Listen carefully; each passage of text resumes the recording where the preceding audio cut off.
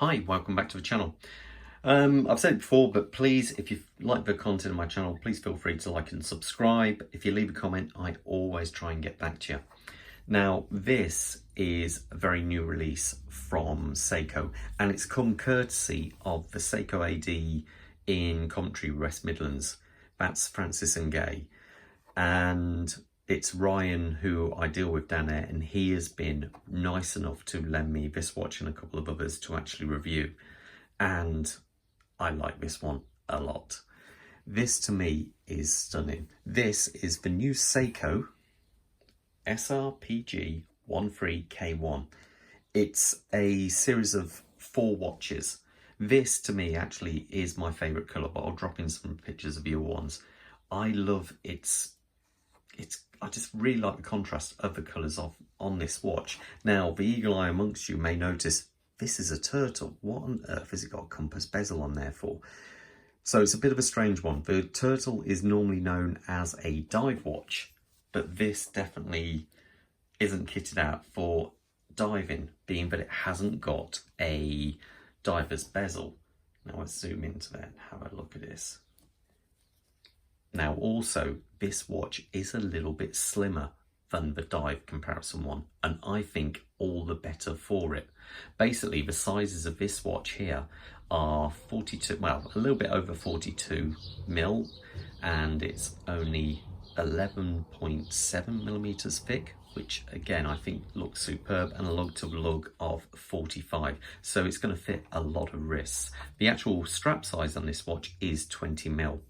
Now, it's strange because it still has all the benefits of the dive watch. So it's got the screw down case back, screw down crown, 200 meters of water resistancy, but no dive bezel.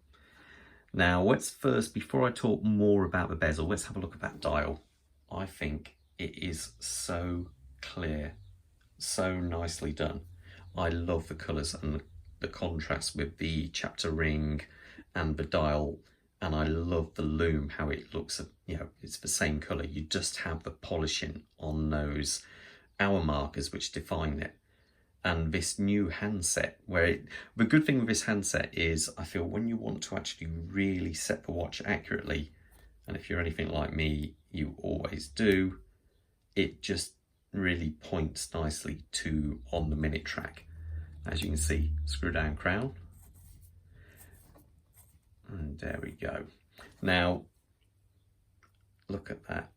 The polishing on those hour markers, it really does look nice. Now, as we come out from here, we've actually got a view through a sapphire crystal, which is nice. Flat sapphire crystal. I can't really say if there's any hour coating. It looks to be, there could be slightly, but it's not much. Now, as we come out to the bezel, we've got this slight different colour arrangement. The beige going to like a dark grey, black around the southern part of the lower part of the bezel. Now, you can purchase the bezel really easily, but when you rotate it, there's no clicks, because this is actually a compass bezel. Now, as I remember, the way of using this is you point the hour hand at the sun. This only works, I believe, if you're in the Northern Hemisphere. And then, let's say the sun is directly ahead, you would then place the south, as I remember, in between the hour and the 12 o'clock marker. And then that gives you your orientation for a compass. But there you go. One thing I would say about the action of the bezel is it is silky smooth. It reminds me of vintage Rolexes. There's no click, it's just a perfect friction feel all the way around. There's no play, it is a constant feel, not too hard. You're not accidentally going to knock it, but it is lovely. One thing I should also point out is it looks like Seiko really got their act together now, because look at that alignment. It's spot on. Now, over the last couple of years, they haven't been the best at that, but that is really good. Also, the date wheel down here at the 4 o'clock position aligns really well. So that, hats off to Seiko, they're doing that properly. Now, as we look at the case of the watch, obviously we have a classic turtle design, but albeit smaller. We have drilled out lugs lovely polishing on the side, radial brushing around on the top surface.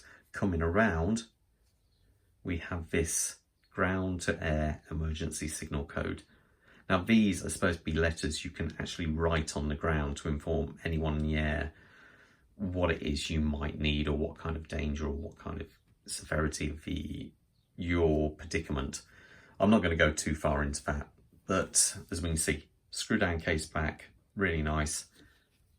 I really like the feel of this watch. It's one of those watches, I've never been a big Turtle fan, but this, I feel, I would definitely change my mind. I really like the feel and the weight of this watch. It is just nice. It's not too big. My wrist size just over around about 7¼ just over 7 inches, and this feels right. If I had one slight negative, it would be the strap. The strap is a lovely colour, matches everything, but it is a little bit stiff. That's, you know, that is just me, but that is an easy thing to fix. I think this would look really nice on a khaki NATO strap personally. That's what I feel it'd look really great on, especially that it is a slimmer watch. Let me actually put this on my wrist so you get an idea how it looks. I'll just quick wrist check. I'm wearing a Zin EZM1, Zin EZM2 GSG9. Let's take this off and let's put this on.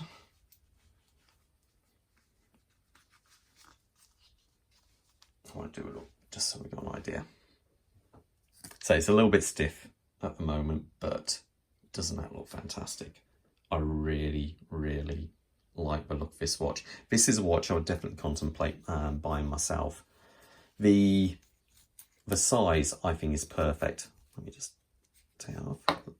Now, as you can see, the actual clasp here is signed Seiko. Let's actually have a look at a Lume. Let me move this light for a second. Let's check out the Lume on this. You know it's going to be good, don't you? It's a Seiko. When has Seiko ever had bad Lume? And there we go. That looks great. This I'm impressed with. I think the size of this looks really good. I haven't really got any negatives with this watch at all. The movement, I should point out, is the 4R36, so a movement everyone knows, 23 joules, 41 hours of power reserve. Price of this, I believe, is going to be around about £490, £480, somewhere around there, and euros around about 540. And I think Seiko have really done well on this watch. It is a stunner. So again, I'd like to thank Ryan at Francis and Gaye for lending me this watch, and I'll leave a description down in the comments below so you can check out his shop. But if there's a Seiko you need, strongly recommend getting in touch with him. All the best. Bye.